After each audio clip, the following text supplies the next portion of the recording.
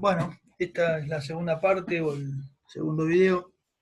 El primero vimos las consecuencias que generó la guerra revolucionaria en un periodo, en el capítulo 3 de Alperindonkey, que es la larga espera que va de 1825 a 1850 aproximadamente.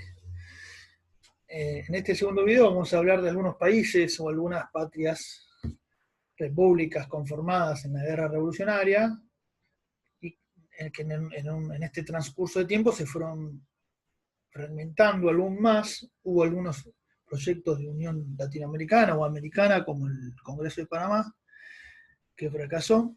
Entonces, en el mismo periodo vamos a ir explicando algunos países como Bolivia, Perú, la Gran Colombia, devenido en Ecuador, Colombia y Venezuela, la, la República Centroamericana, que luego se quebró en diferentes países como Nicaragua, El Salvador, Guatemala, eh, Costa Rica, y Chile y Perú, ¿no? Martín Felice se va a encargar de Brasil, la banda oriental de venida en Uruguay, y el Paraguay, no así del Río de la Plata, porque eso lo vamos a ver con otros, ya lo venimos viendo en la década del 20, y ahora empezaríamos con el régimen rosista hasta el 52.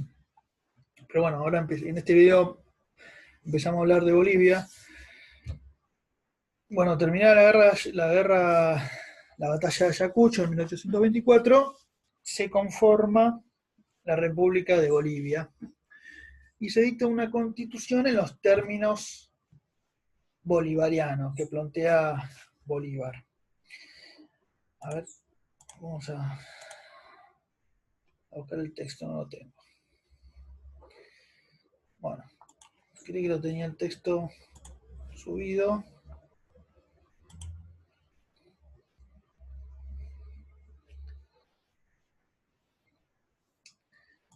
A ver, ¿qué estoy haciendo?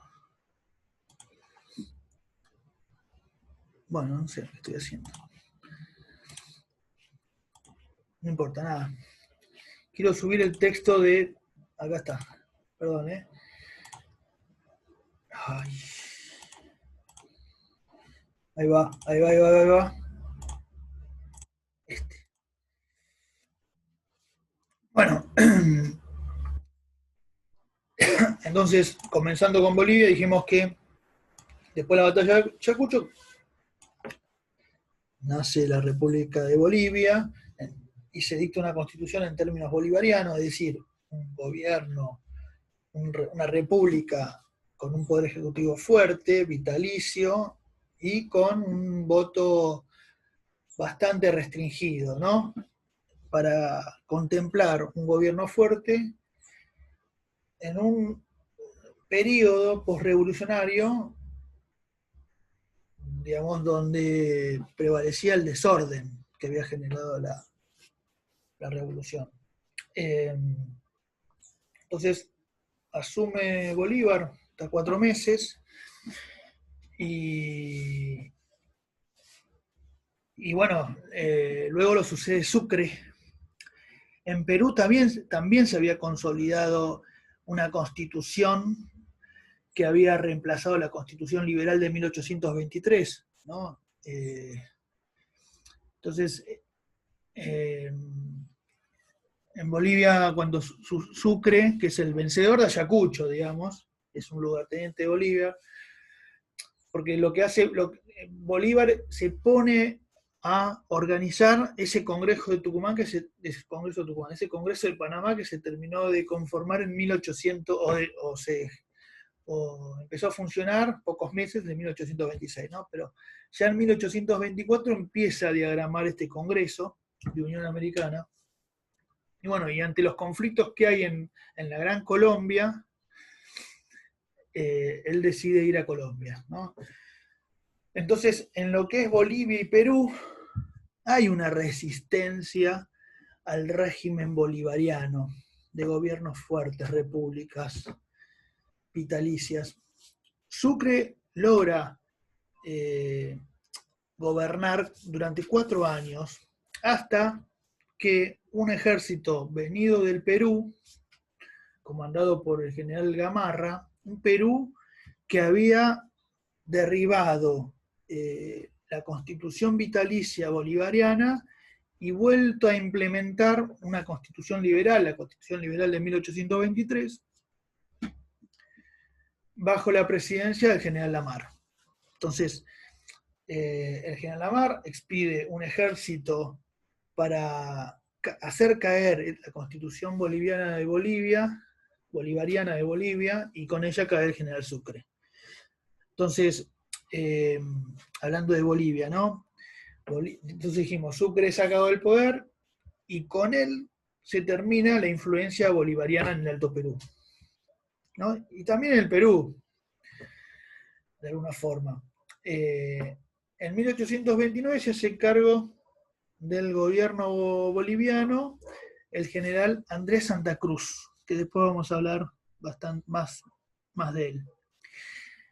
Este siempre estuvo interesado en Perú, ¿no? Digamos, a pesar de ser el presidente boliviano, y logra, bueno, hablemos ahora, y logra consolidar lo que se llama la Confederación Perú-Boliviana, ¿no? En 1836 recién, ¿no? Logra conformar una confederación donde unifica a los dos países, o los dos estados, Perú y Bolivia. Y además Santa Cruz lo que hace es aplicar una serie de reformas en el ámbito administrativo, judicial, rentístico, ¿no? Estas reformas intentan modernizar al Perú y a Bolivia, pero perjudican a una élite y a los sectores populares por igual. Entonces, por ejemplo, en Bolivia, el fracaso de la minería, la agricultura y el tributo indígena se transforman en lo que es la principal entrada del fisco. Entonces, las reformas modernas de Santa Cruz chocaban contra esa principal entrada del fisco. Era difícil, digamos, individualizar lo que es la propiedad colectiva de los indígenas y además eliminar el tributo. Por lo tanto, había que sostenerlo de alguna forma. Entonces, las reformas modernistas de Santa Cruz chocan con esa estructura. No porque, digamos, la minería del Alto Perú está en debacle. Las guerras revolucionarias destrozan este aparato productivo. Entonces, Santa Cruz no solo se pone en contra de los distintos sociales, ¿no?, de la Confederación, sino además, dice el texto, se pone en contra de los gobiernos vecinos de Chile y de la Confederación Argentina. ¿Por qué? Porque ayuda a los opositores de estos regímenes, pero principalmente con Chile, ¿no? Hay un conflicto más importante porque le disputa lo que es el comercio del Pacífico, ¿no?, con el principal puerto chileno, que es el puerto de Valparaíso. Entonces, ante esto, Chile se lanza una guerra contra la Confederación. En ese momento estaba Rosas en la Confederación Argentina, que también manda tropas. En 1837 hay una avanzada chilena que fracasa, pero no así 2 años después, que terminan con un éxito. Bueno, lo que dice el texto es que en las filas del ejército chileno hay exiliados peruanos y aristócratas limeños opositores al mariscal Santa Cruz, ¿no? Bueno, a ver, aunque cae la Confederación, porque ahí se desarma, la Confederación Perú-Boliviana dura del 36 al 39, con esta guerra con Chile y con la Confederación Argentina, termina de desarmarse. Bolivia retiene su soberanía, de alguna forma, con una sucesión de presidentes efímeros, ¿no?, hasta que asume el general José Balivián, que era un general de Santa Cruz, que logró resistir, por ejemplo, una avanzada del ejército chileno y luego peruano. Entonces, esta continúa con una política, ¿no? El general Bayavián continúa con una política de modernización administrativa que había iniciado, por ejemplo, el mariscal Santa Cruz. Entonces Bolivia, digamos que siguió hundido en la inestabilidad política, producto de la revolución política, digamos, de la derrota de la Confederación, ¿no? Digamos, y hay todo un periodo de inestabilidad hasta que asume un general que es el general Manuel Belzú, ¿no? En 1848 habla. Bueno, este presidente introdujo la bandera que conocemos, ¿no? La bandera tricolor, y además tenía cierto acercamiento hacia la plebe. Desde el fin de la guerra de independencia, la economía boliviana sigue a pique, ¿no? Entonces, principalmente por esta inestabilidad política, ¿no? Y por la falta de productos exportables que tenía Bolivia, porque Bolivia en ese entonces todavía tenía salida al Pacífico, ¿no? La salida al Pacífico que luego es comida por Chile. Porque, digamos, más adelante vendría la era del salitre, ¿no?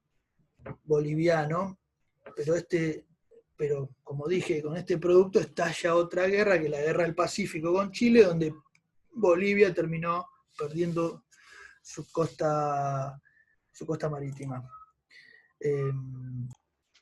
Bueno, ahí seguimos. Entonces, eso es lo que corresponde a lo que es Bolivia. Bueno, después el texto va y viene, ¿no?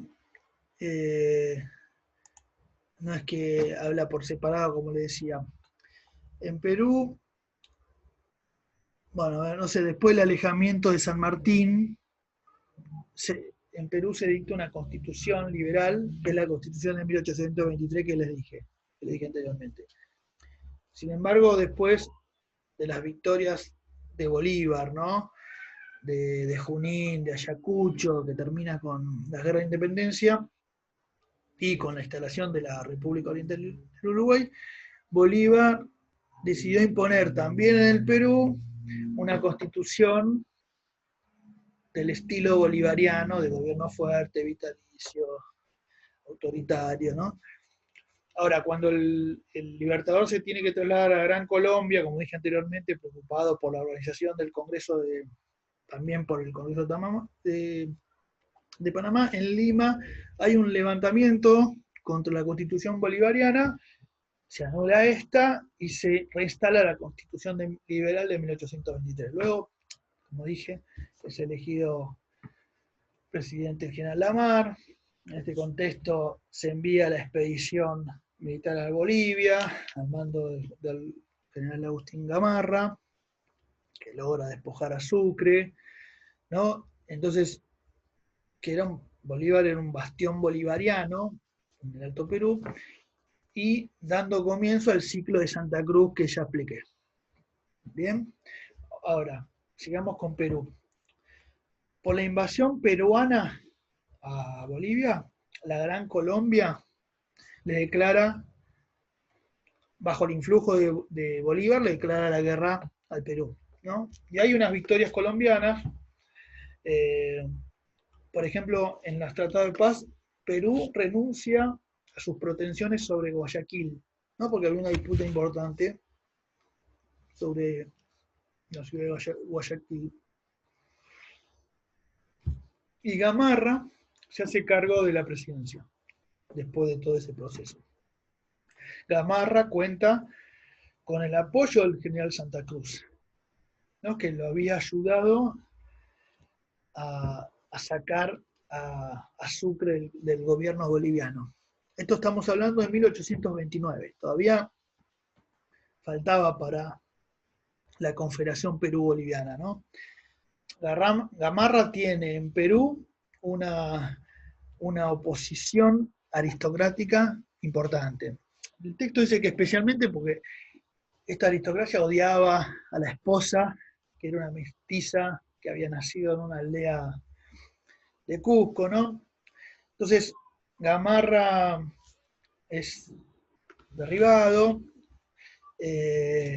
asume el gobierno otro general, el general Orbegoso, y ahí en ese contexto se produce la llegada del mariscal Santa Cruz, que unifica los dos estados en la Confederación Perú-Boliviana que ya expliqué. Pero digamos, ¿qué pasa tras la caída de la Confederación Perú-Boliviana? Gamarra nuevamente es elegido como presidente de Perú en 1839, ¿no? Cuando cae la Confederación Perú-Boliviana, Gamarra vuelve a ser presidente en 1839. Bueno, ¿qué hace? Inicia nuevamente una guerra contra Bolivia, con la Bolivia de Balivián, ¿no? 2 años después, en 1841. Gamarra logra ocupar La Paz, y cuando se llegaron a enfrentar a ambos ejércitos, Gamarra perdió la vida en la batalla, ¿no? A ráfaga muere ahí, le retuvieron el cuerpo, después lo devolvieron. Bueno, esto generó en Perú una anarquía militar que dura hasta 1845, cuando la presidenta es asumida por Ramón Castilla, que fue el primero que pudo terminar un mandato de 6 años, como establecía la Constitución Liberal de 1823, ¿no? Bueno, la Gran Colombia, como vimos anteriormente, cuando Bolívar pudo liberar todo ese norte sudamericano y construir la Gran Colombia, y después de terminar con los realistas en el Alto Perú, comenzó a diagramar su proyecto de Unión Americana a través del Congreso de Panamá, ¿no? Se llevó a cabo, este congreso se llevó a cabo entre los meses de junio y octubre de 1826, pero como ya vimos, resultó un fracaso. Por ejemplo, solo asistieron delegados de la Gran Colombia, de Perú, de México y de Centroamérica. Brasil fue todo el tiempo hostil a la iniciativa. La Argentina, ¿no?, en ese entonces gobernada bajo el influjo de Rivadavia, y Chile desearon no participar. El delegado boliviano nunca llegó al Congreso. Bueno, el Perindongui dice que la iniciativa fue apoyada por los ingleses, contrariando, como dije anteriormente, la historiografía que plantea que Inglaterra apostó a la fragmentación. Él dice que todo lo contrario, esas son historias fantasiosas, ¿no?, según Alperindongui, que es para la discusión. Después del fracaso del Congreso de Panamá y de la guerra con Perú, como les dije anteriormente, por la cuestión boliviana, ¿no?, Bolívar entró en una decadencia hasta que lo encontró la muerte en 1830. Antes, en 1826, digamos, durante lo que es los años que se llevó a cabo el Congreso, un llanero llamado José Antonio Páez llevó a cabo un movimiento separatista de la Gran Colombia, que se llama la Cociata, que separó Venezuela de la Gran Colombia, ¿no?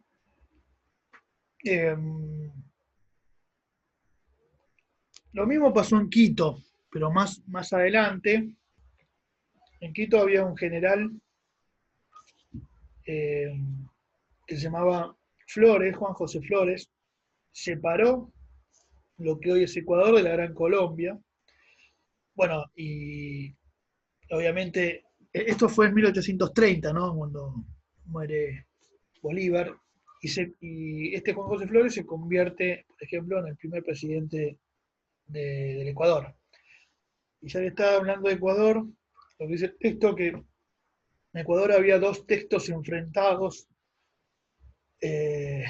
cuando Flores asumió la presidencia. Por un lado estaba la élite costeña, plantadora, comerciante, y por otro lado estaba una aristocracia de la sierra que explotaba a la masa indígena. Flores pertenecía a este segundo sector aristocrático, enfrentado principalmente a un hombre de Guayaquil que se llamaba Vicente Rocafuerte. Entonces, finalmente este enfrentamiento se llegó a una guerra civil, pero en 1834 llegan a un acuerdo y se van alternando en el poder con el solo objetivo de sostener la unidad ecuatoriana. Bueno, volviendo a Colombia, por ejemplo, cuando se produce la disolución de la Gran Colombia en 1830, ¿no? Cuando Ecuador se termina de separar, primero se separa Venezuela en el 26 con Páez y luego el general Flores en el 30, Colombia obviamente, digamos, también se conforma como una unidad política la República de Nueva Granada. Entonces el cuerpo civil que se hizo cargo de ese nuevo gobierno llama a un exiliado, enemigo de Bolívar, que es el general Francisco de Paula Santander, para hacerse cargo de la República de Nueva Granada, ¿no? Entonces se instala con él un gobierno de corte conservador, pero tiene una oposición importante liberal, sobre todo en la costa atlántica y en la ciudad de Bogotá. Sin embargo, la situación política se estabiliza, dice Alperindongui. Distintos en Venezuela, ¿no? Que había quedado devastada por la guerra, se establece un gobierno conservador bajo la égida de Páez, quien gobernó Venezuela en 3 oportunidades, por ejemplo. En esta etapa se da una reconstrucción económica, esto como en los términos que yo dije en el anterior video, gracias a la capacidad productiva y exportadora de café, ¿no? Gracias a la agricultura exportadora de Venezuela, y para la década de 1840 aparece una oposición liberal importante en Venezuela. Bueno, en América Central, la región primeramente estaba unida al México, ¿no? De Iturbide, todo lo que es América Central. Pero cuando se produce la caída de Iturbide, que después vamos a ver cuando hablemos de México, en 1823 surgen las Provincias Unidas de Centroamérica, ¿no? Que duró poco tiempo, porque había una gran disputa entre federales y centralistas, ¿no? Entre liberales y conservadores.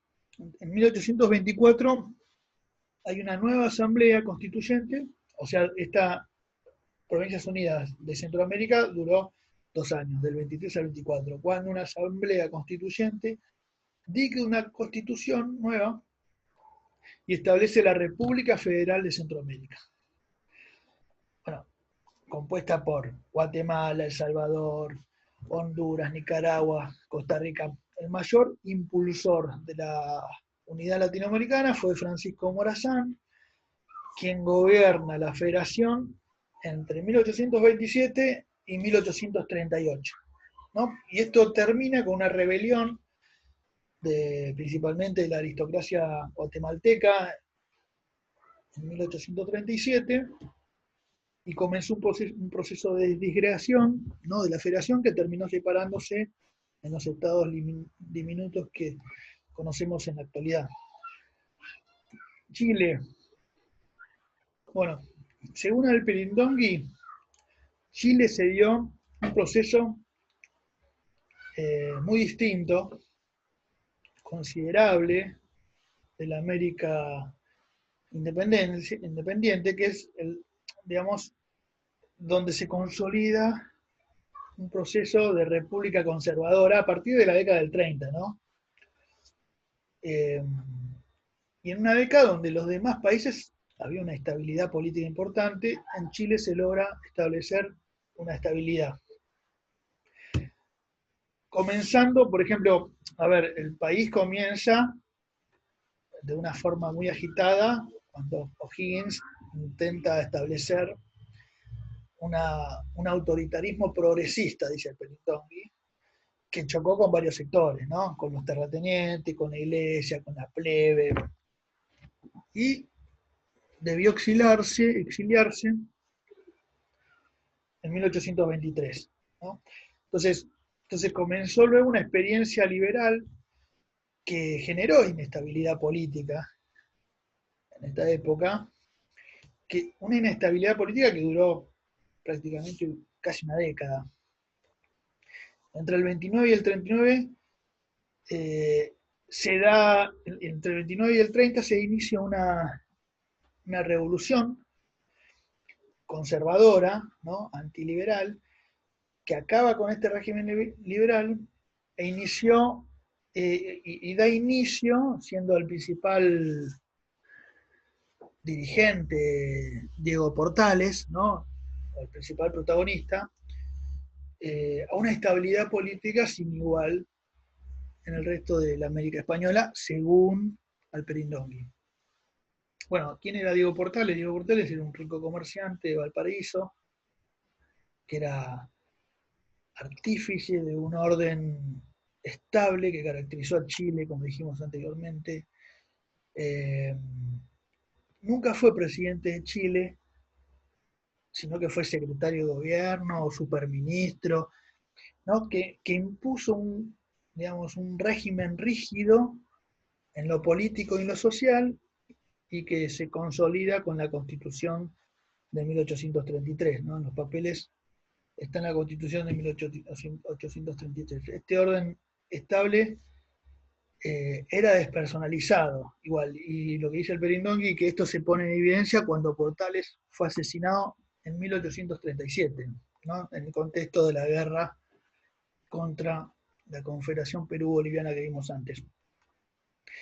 Este orden estable, dice el Perindongui, fue idealizado por los jóvenes emigrados en el régimen rosista, como Sarmiento, como Alberdi, como Vicente Fidel López, ¿no? Que eran liberales, que fueron recibidos por un Chile conservador, inclusive le dieron la libertad de trabajar en periódicos, en cátedras universitarias, y algunos fueron funcionarios, como Sarmiento, ¿no? Por ejemplo, estuvo a cargo de ministro de Instrucción Pública o algo por el estilo.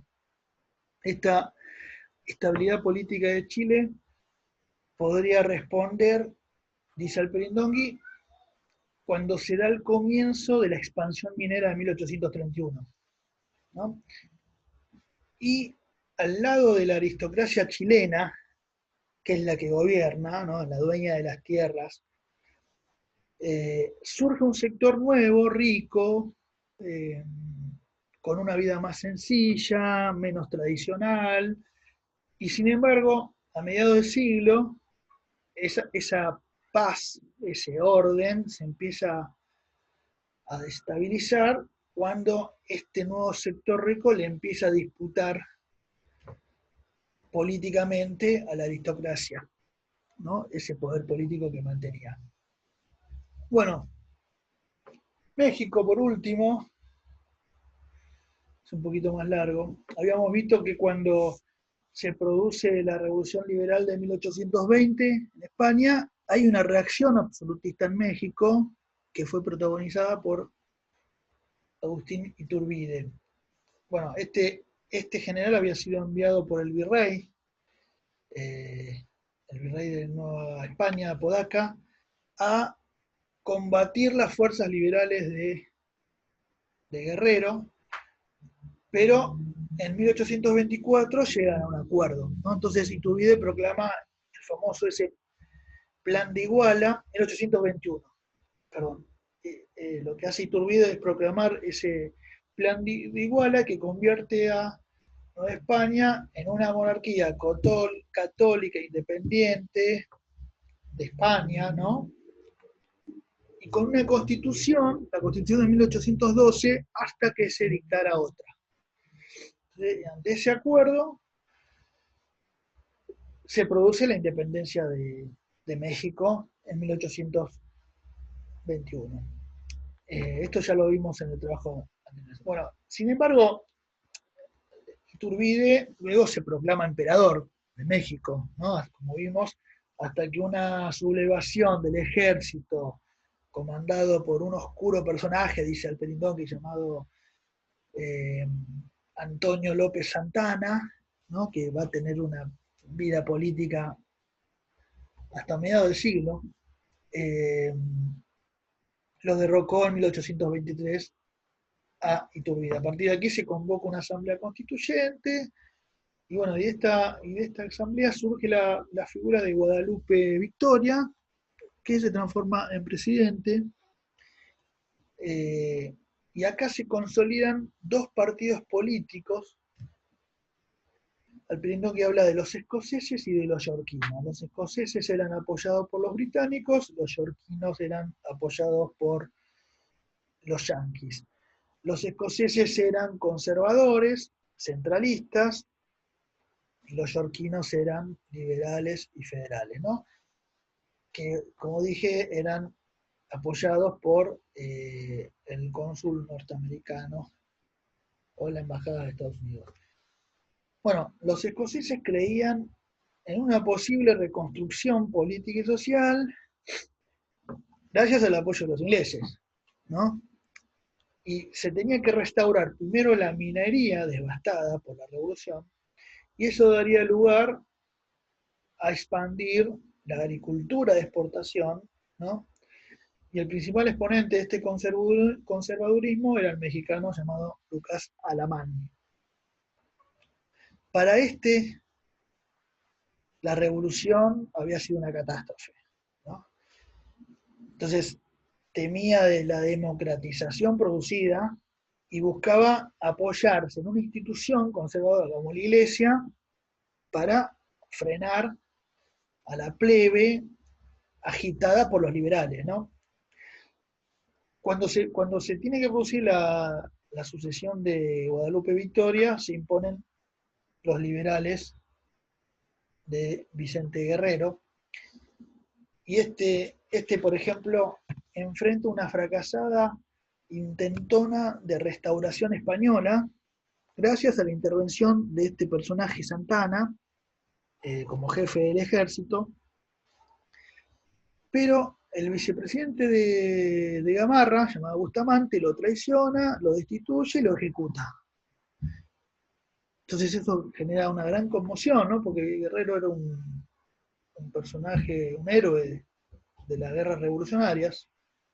Esperen un segundito. Ahí sigo. Lo que pasa, mi nena quería un poco de agua. Entonces decíamos que con la sucesión de Guadalupe Victoria, bueno, se imponen los liberales, Vicente Guerrero frena una intentona española de restauración, ¿no? Española, es frenada por Santana, pero sin embargo el vicepresidente llamado Bustamante traiciona a Vicente Guerrero, lo destituye y lo fusila, ¿no? Eso generó una gran conmoción, se llevó patrimonio. Bustamante pasa a gobernar con el apoyo de los conservadores, ¿no?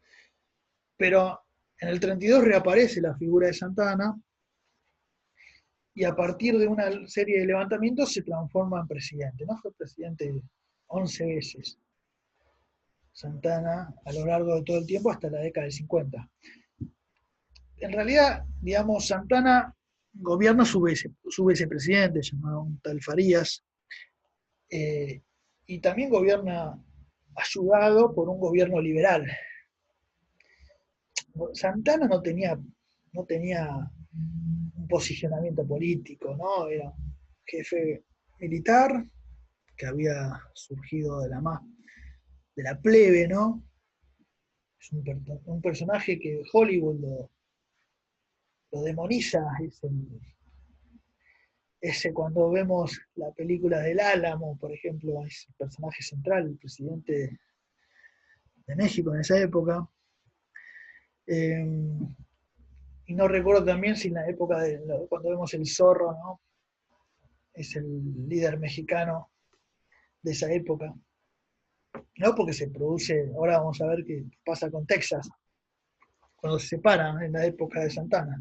Entonces Santana se transforma en presidente, gobierna su vicepresidente en realidad con un Congreso liberal, y este Congreso liberal o esta presidencia se lanza primero contra la iglesia y luego contra el ejército, ¿no? Y ahí es cuando reacciona Santana eh, y expulsa a los liberales, y lo que hace es restituir el orden conservador, ¿no? Por eso decía que no tenía un posicionamiento claro Santana, sino que cuidaba sus intereses, ¿no? Como un caudillo. El nuevo régimen conservador y centralista, por ejemplo, no es reconocido por los colonos estadounidenses de Texas, ¿no? Y en 1836 comienza una guerra civil, y esta, acá como yo les contaba, Santana primero derrota a la resistencia en el Álamo, pero es derrotado en San Jacinto. Entonces los texanos deciden declarar la independencia y el gobierno mexicano no la reconoce, ¿no? Bueno, no sé, en el 38 Santana recupera su prestigio en una guerra contra Francia. Es decir, los franceses exigían indemnizaciones por los daños sufridos por la guerra civil a sus súbditos, en los mismos términos que en el Río de la Plata, ¿no? Cuando veamos la época de Rosas, y los franceses se imponen, pero Santana en esta guerra, ¿no? Santana, por ejemplo, en una batalla pierde su pierna en un cañonazo de un buque francés, y se transforma en héroe nacional, ¿no?